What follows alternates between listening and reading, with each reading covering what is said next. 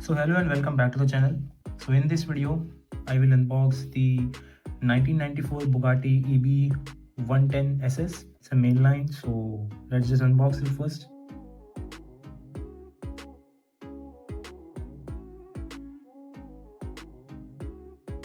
So finally we have it out of the blister. Now let's take a closer look at this. So we get plastic inserts for the headlights on this one, and we get the Bugatti logo on the front. And this casting has no tampo work, it's in this plain color. The color is actually called pearl viola. It has this really good shine effect, and the back has good detailing. It has detailed headlights, and even the license plate is quite detailed. The base is plastic and the wheels are aero disc wheels. So overall this is quite a nice casting for a mainline. So what are your thoughts about this particular casting? Let me know in the comments, and subscribe to the channel for more diecast videos. Thank you.